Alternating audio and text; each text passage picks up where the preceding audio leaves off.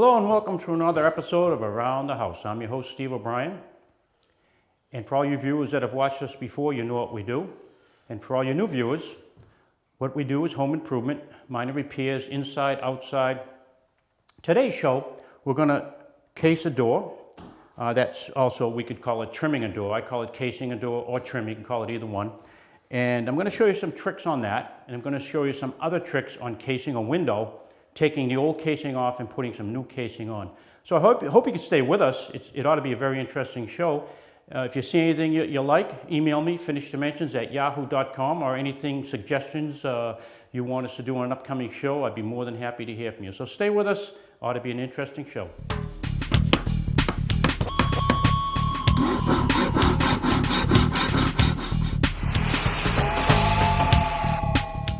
All right, now here we go. The first step to trimming the door is to mark it out. And what I mean by marking it out is you have to mark out a reveal. A reveal is how much the casing is set back, and I'm going to show you what I mean. Here's the casing we're using for this particular job. This is a very thick casing. This casing is 3/4 of an inch by 3.5, which is a standard casing. But it's just a little thicker, as you can see in the shot, a little bit thicker than your average casing. And I'll show you an average casing in the next shot. Now, the casing goes this way on the door like that. Now you can see, we'll hold a reveal of about 1/4 inch. You can see it right there. But what I wanted to do, first of all, is check, and I strongly recommend this. Here's what they call a striker plate. Now the striker plate is what the door will latch into. And the striker of the actual door will hit this plate and go into that little slot, and the door will stay closed. Now, this will dictate to me where our reveal is going to be. So I take one of these out of the box, and I put it in there like so.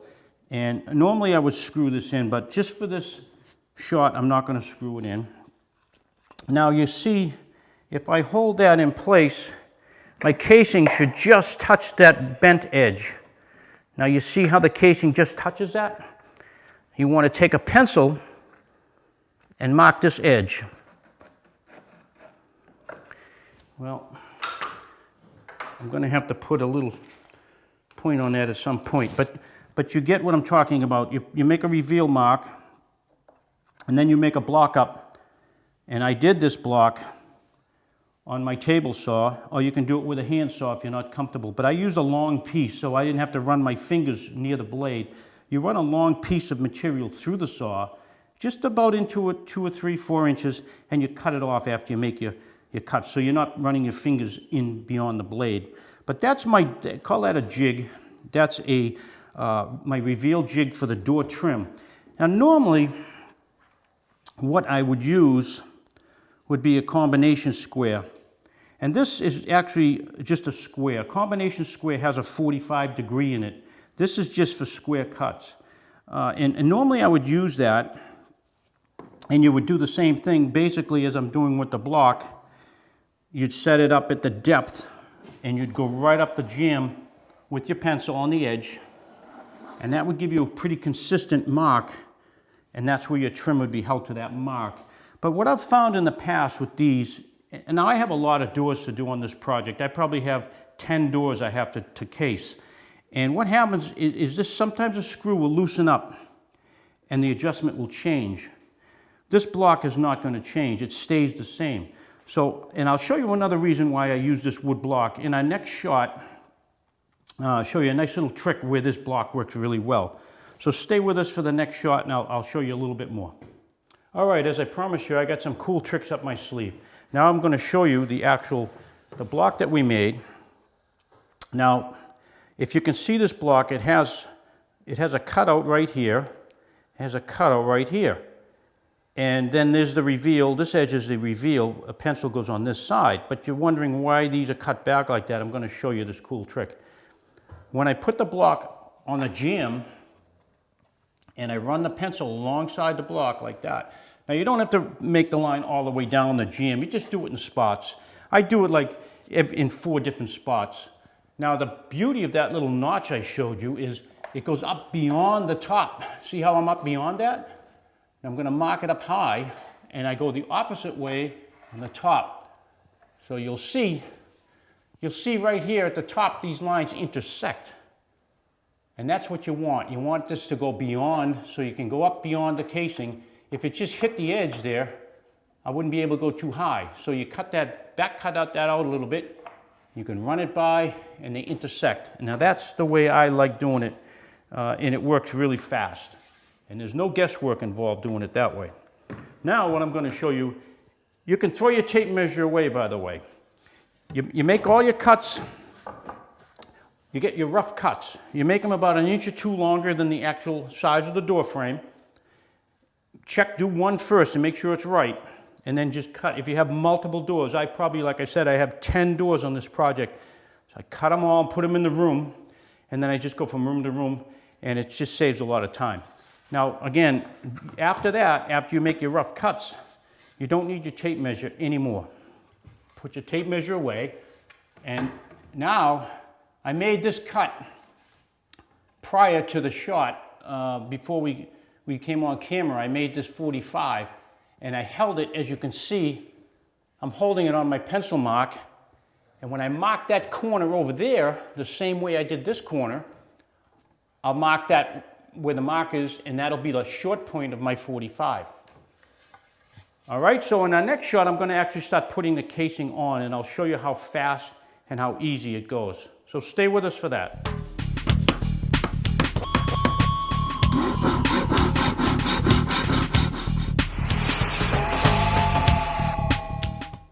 All right, now we've nailed this casing in place with our 45 where it's supposed to be on our pencil marks. That's a perfect alignment right there. As you can see, it's on the mark. So then we pre-cut this top casing with our starter 45, and then we mark this one and cut it to those marks. So this should be all ready to go. So we're going to fit it, and that joint looks really nice. We hold it on our pencil line, and everything looks good. There's only one problem here. Sometimes the drywall is sticking out beyond the frame a little bit. So what I took the liberty to do, as you can see, there's a pencil mark here, and there's a pencil mark up here. What I did was I held the casing on there, and I marked the back side of that, and I'll show you why. When the drywall sticks out beyond the frame, the casing will never sit flat, and you'll end up fighting with the joint at the top. It'll never seem to sit right. So what you do is you take your hammer and you beat that all, you mash it all in there really good. I know it sounds pretty radical, but I've seen a lot worse than that. And your pencil line, just make sure you don't go beyond that pencil line, and then you won't see it on the finished product. So here we go.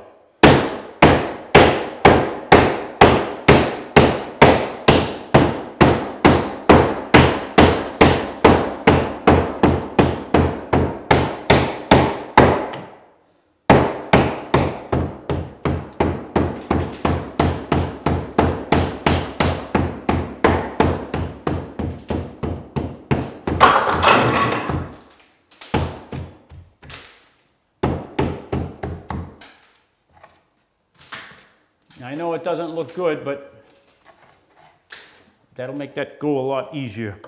So now we'll try it, and it sits a lot better on the frame, maybe a little more down lower.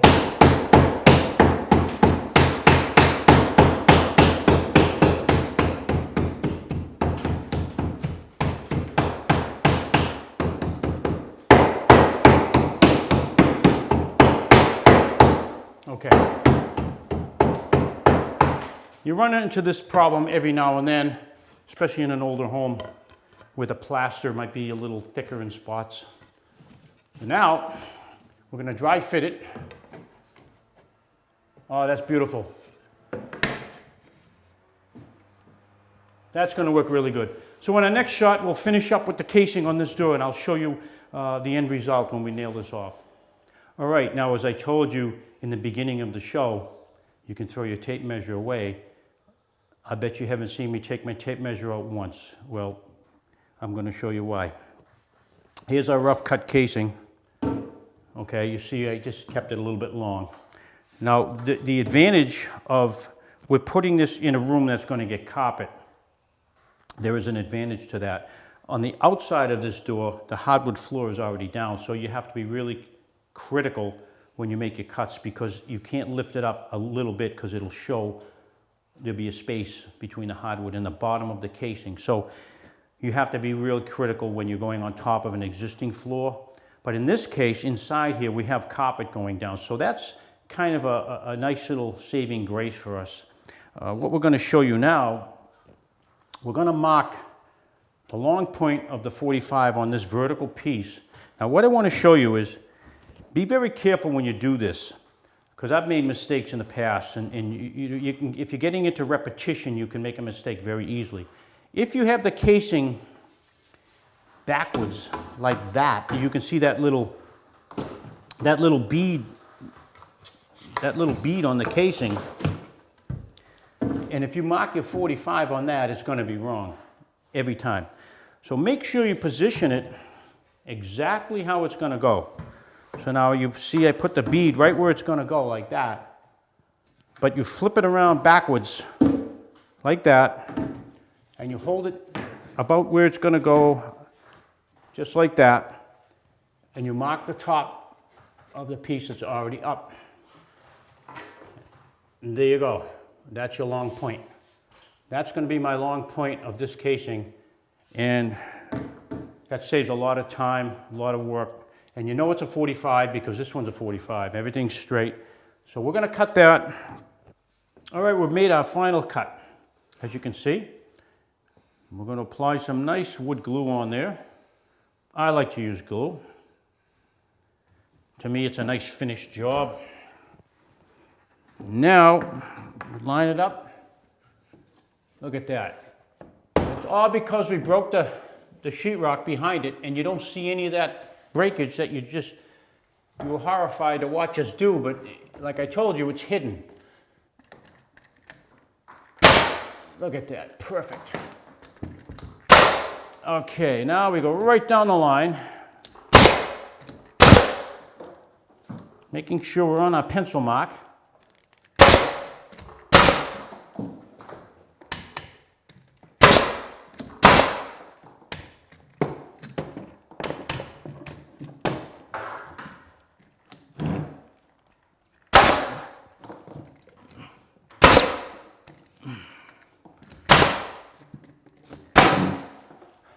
And there you have it. That's part of the casing on this particular job. But now, there's another application that I have to do on this project also, and we'll show you the beginning of that in our next shot. So stay with us.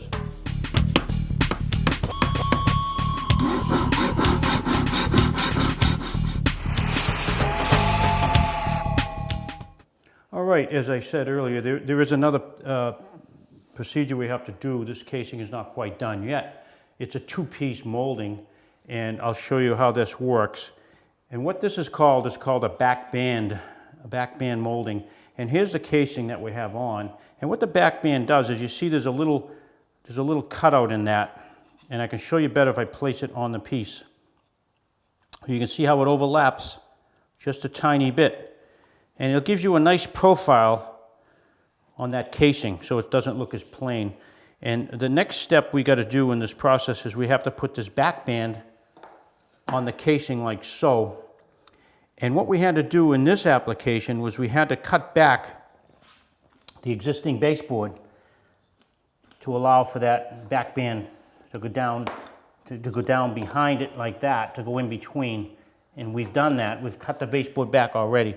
So now all we have left to do is we've pre-cut a couple of our pieces. Actually, we put that one in like that. That's a finished piece right there. And you hold it in tight like that, and we're going to nail it through the side. You can nail it through the face with a longer nail, but I prefer to go through the side. It's just less nails you're going to have to fill. I mean, you still have to fill the nail holes, but it'll be a cleaner look all the way around. And I think it holds it tighter.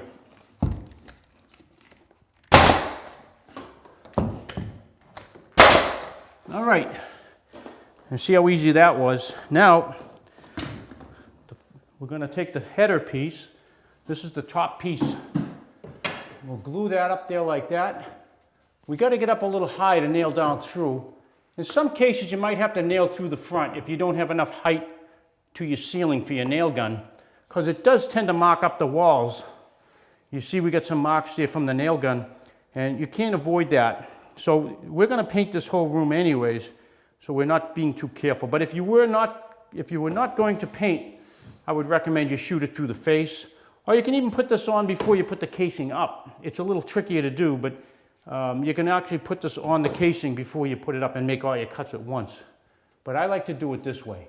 So now we line up our cut. That looks good right there. And you mark it inside on the short point this time. This will be the short point. That's the short point. The short point of our cut will be on that pencil mark.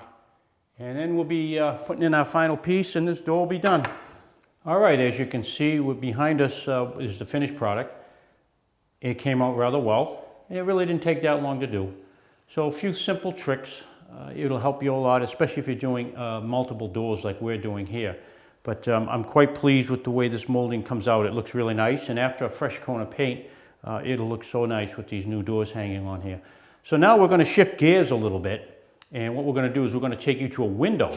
Now we've got some existing casing on a window in the same room, and we want it to match the casing we have on the door. So we're going to show you some little tricks on taking the casing off without making a lot of damage to the existing wall. And we're going to show you a few little tricks to put the new casing on. We're not going to do all this that we did on the door, because it's pretty much the same type of procedure. But there's a few simple tricks with this window that you'll see are a little different than the door. So stay with us.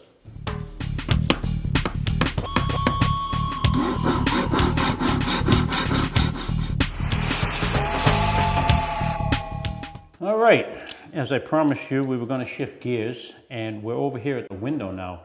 Now, what we have to do is we have to disassemble all the old casing, because we're going to replace it, as I said earlier, with the newer casing that you've seen me do on the door.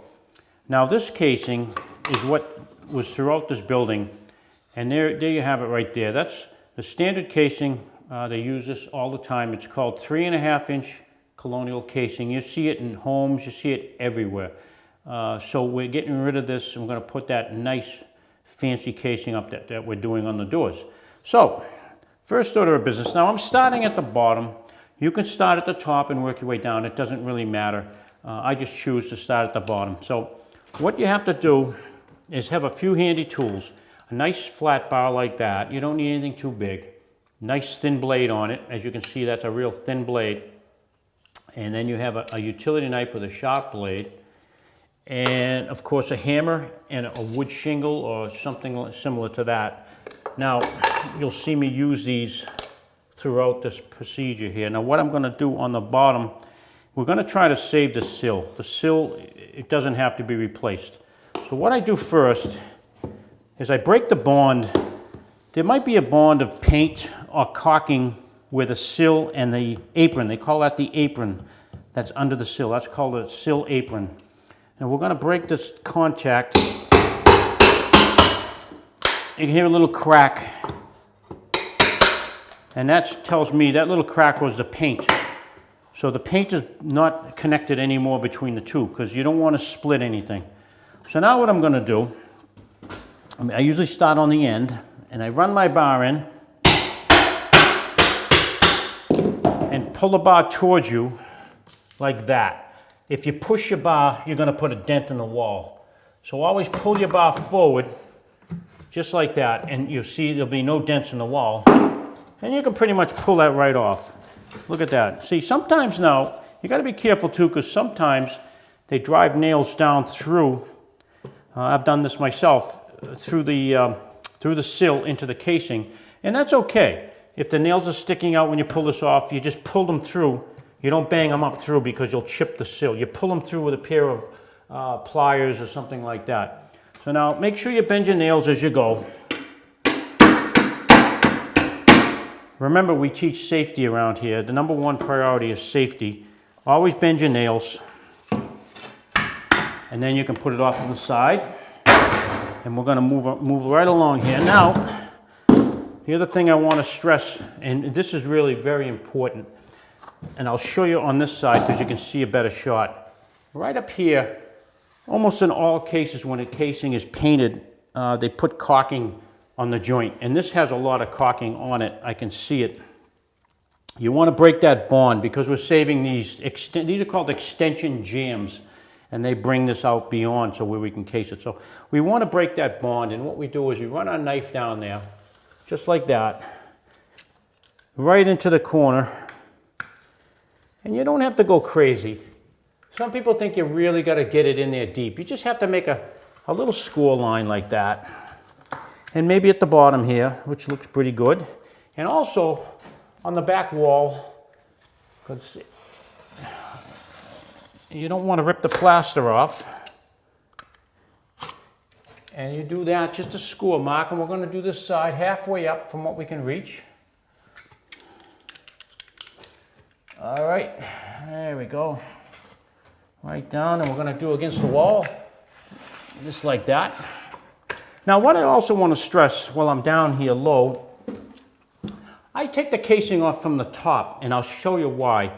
In some cases, I've done enough of these, even in this particular building that we're in now, I've done a few before this one, and some are nailed and some aren't. And what I mean by that is, sometimes they drive a nail up through the bottom of the sill into the casing to hold the sill up until they put the apron in. And if you rip the casing off at the bottom, it's going to be very difficult. You're going to break things and split the sill off. If you start at the top and pull it out and there's a nail in there, you can just pull it right out, and I'll show you. Maybe we don't have one in this case. I could probably almost feel it and tell you. I don't think there's any nails in this one, so we should be good on this. Okay, now we're going to move up the line and do the upper part of the window, and then we'll start to take it apart and show you how that's done. All right, we've cut through the caulking on the bottom half of the window, and now we'll just have to cut the upper section, and we'll be ready to remove this casing. So let's start out. We put all the stuff we need right up here at easy reach. Now we're going to cut these out. Like I say, you don't have to go crazy, just score it. Just score it very lightly, you don't have to go crazy. We do the back side too, because this is not plaster, this is drywall. And the paper on the drywall tears very easily. So if there's any caulking connected between the wood and the paper on the drywall, you'll tear the paper. And you really got to be careful you don't tear the paper, because that's going to be a little tough to fix. All right, we'll cut the top one.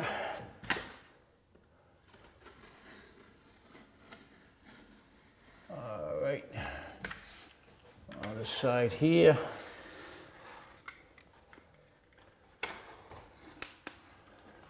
All right, you see there's a lot of caulking in there, and we're going to do the top as well. 9 times out of 10 they don't caulk at the top, but it's still a bond between the paint and the wood that you want to break that bond. All right, now the fun part. Now we're going to separate this from the nails. And here's where your flat bar comes in really handy. I always start on the end, right in the corner.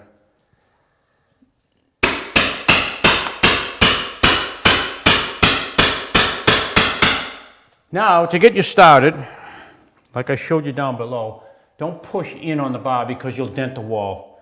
You pull up on the bar. If you're denting the wall, it's behind the casing and you won't see it. Then what I do, if you want to push on the bar, that's where this shingle comes in handy. You can put your shingle behind the flat bar, like that, and you can use that to cushion so you don't get a dent in the wall.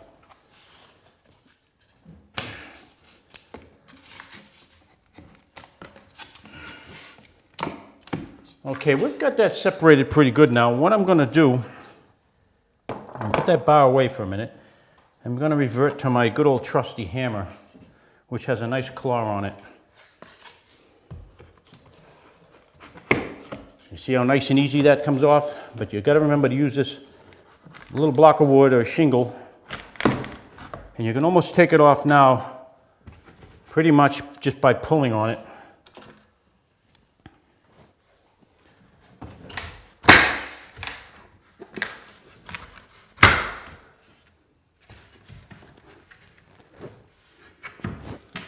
Okay. Now, I'll bend the nails later, but just remember to bend those nails. I'm not doing it now because we're running low on time.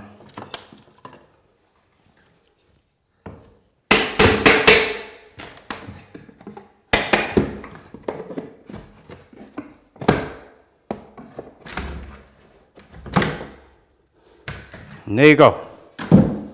Then you just pull all the nails. And now, what I want to show you quickly, because we're really running low on time, most important, we're going to make a different spacer block up for our reveal than we did on the door. Only reason being is I got a longer jog in that because of these brackets. These are brackets for the blinds. We didn't want to have to take them off, so this block will extend up beyond the bracket, and we can make our reference lines just like we did before. So that's a quick overview of what we need to do to take the casing off. It's not that complicated, but you do have to take some careful measures that you don't tear the drywall. As you can see, we didn't. And you go around with your putty knife at some point, and you can scrape this excess caulking right off, so you have a nice smooth wall.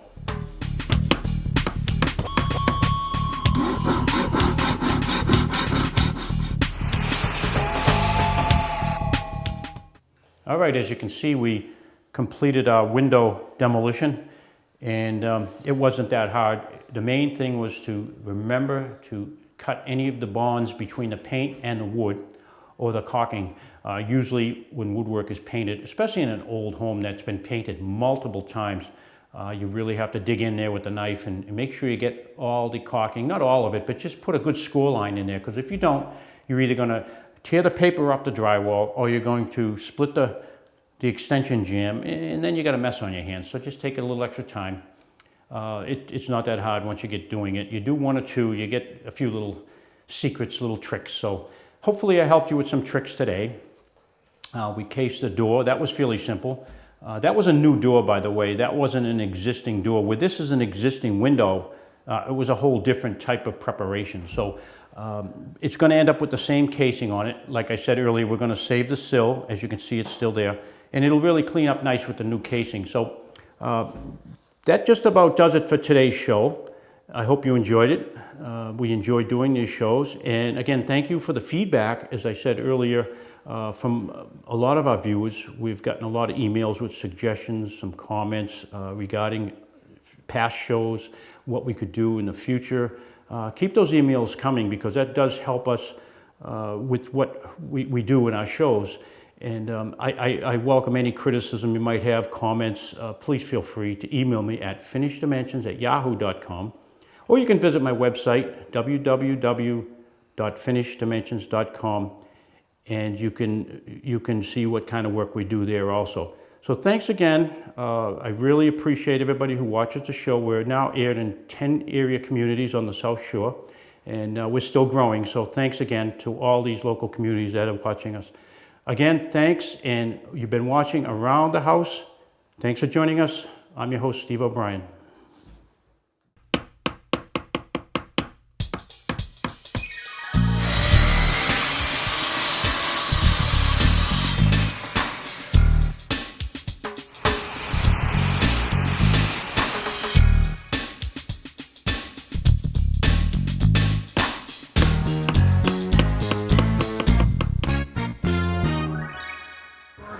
And 36 homers.